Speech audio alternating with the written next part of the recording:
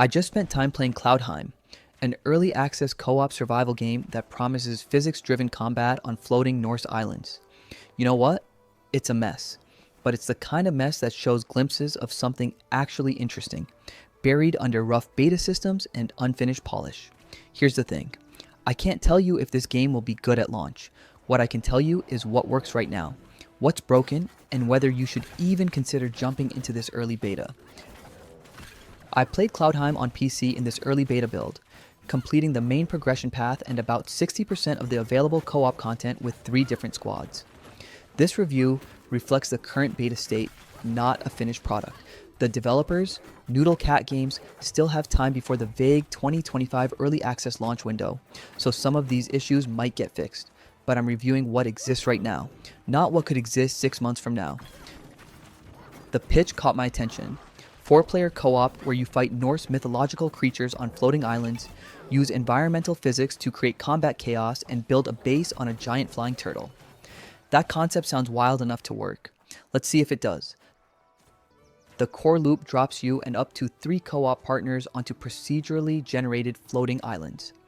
You explore, gather crafting materials, fight waves of Norse fantasy enemies, and return to the Odin Shell, which is literally a massive turtle that carries your mobile base.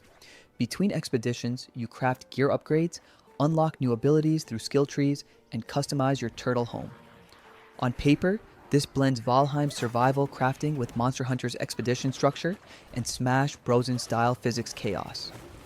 In practice, the loop works, but never develops the addictive rhythm that makes great co-op games hard to put down. You're going through motions rather than chasing specific goals or mastering systems. Let's talk combat, because this is where Cloudheim either succeeds or fails. Attacks have weight. Swinging a 2-handed hammer feels legitimately heavier than dual-wielding daggers. The animation work communicates heft through wind-up frames and follow-through. You can feel the difference between weapon types immediately. But here's the problem. Weight without rhythm creates sluggish combat, not satisfying combat. Combos string together without flow. You press light attack 3 times, mix in a heavy, maybe throw in a kick to launch an enemy. It works mechanically, but it never develops that flow state where you're dancing through encounters. You're just hitting buttons and waiting for animations to finish. Hit feedback is wildly inconsistent. Sometimes a heavy attack staggers an enemy with this satisfying crunch and impact frames that make you feel powerful. 5 seconds later, an identical attack on a different enemy connects with almost no reaction. They barely flinch.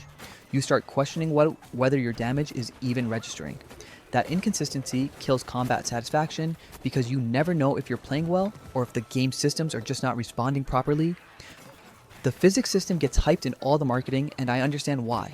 When it works, you get these hilarious co-op moments where one player kicks an enemy into the air, another player swings a hammer to knock them toward a cliff, and a third player detonates an explosive barrel mid-flight. It's spectacular. It's also rare. Most physics interactions fall into 2 categories: way too much launch force or way too little. Environmental geysers shoot you 50 feet into the air when you're just trying to jump over them. Meanwhile, you set up this perfect barrel explosion next to 3 enemies, and one flies off the island, one staggers briefly, and the third completely ignores the explosion. There's no consistency, which means you can't build tactics around environmental physics. You're just hoping the game cooperates rather than mastering systems. Progression uses shared unlocks, which is honestly Cloudheim's smartest design decision. When one player unlocks a crafting recipe, weapon blueprint, or skill tree node, the entire squad gets access. This eliminates the repetitive grind where everyone has to farm the same materials individually. If you've ever played a co-op survival game where you spend hours doing identical tasks as your friends just to stay at the same power level, you'll appreciate this immediately.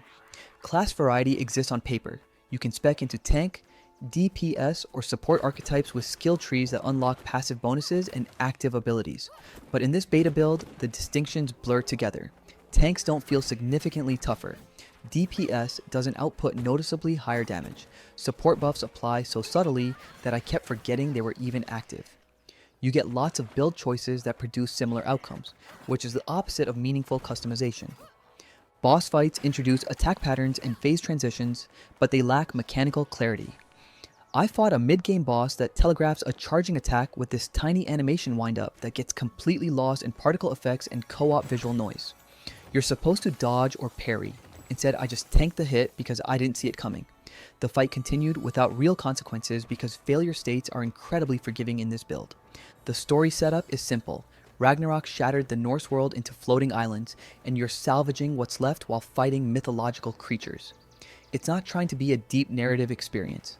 The tone embraces goofy spectacle over reverent mythology. You're launching enemies off cliffs and riding a giant turtle, not recreating Eddic sagas.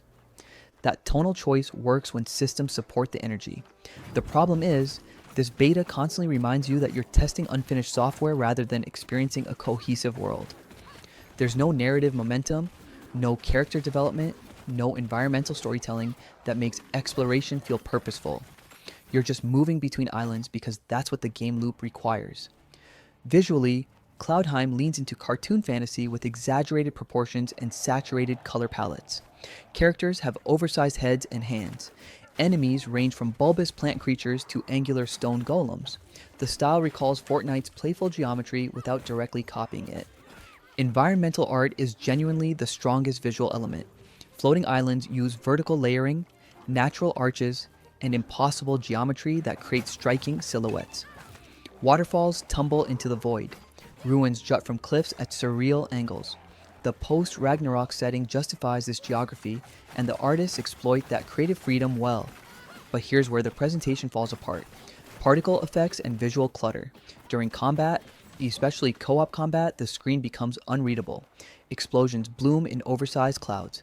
Elemental attacks trail exaggerated sparks. Status effects coat enemies in glowing auras. When 4 players trigger abilities simultaneously while environmental hazards detonate nearby, you lose track of your character, enemy positions, and attack telegraphs under layers of visual noise. The UI looks functional but skeletal. Fonts lack hierarchy. Button prompts use generic icons. Item descriptions sit in plain text blocks. This might sound harsh for a beta, but UI polish signals how close a game is to launch readiness, and Cloudheim's interface screams work in progress. Loading screens are just white progress bars with no lore snippets, no gameplay tips, nothing. Performance on PC is mixed. I tested on a mid-range rig, RTX 3070, Ryzen 5 5600X, 16GB RAM. Frame rates generally hold between 50 and 70 frames per second during exploration and small encounters. That drops to 35 to 45 frames per second when 4 players cluster together during boss fights with lots of particle effects.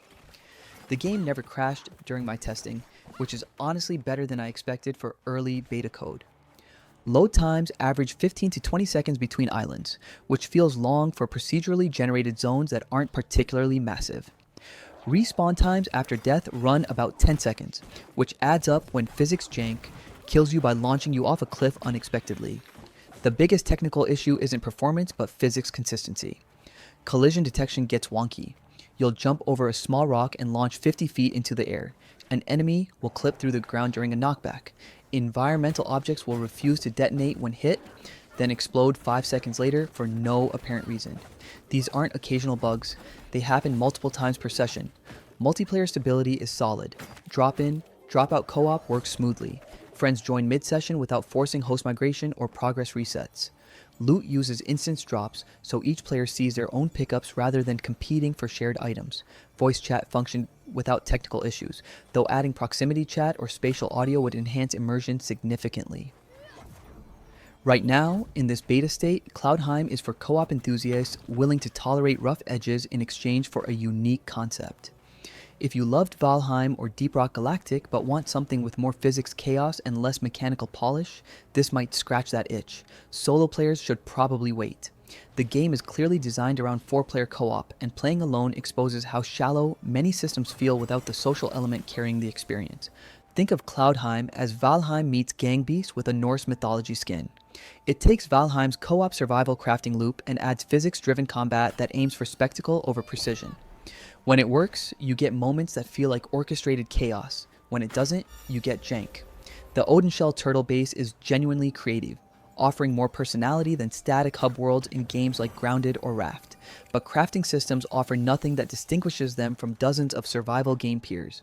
You're gathering wood, stone, and ore to unlock higher tier recipes through skill trees. It's functional. It's not innovative. There's no announced price yet, which makes value assessment tricky. Based on content volume in this beta, I'd estimate 15 to 25 hours of gameplay before systems start repeating.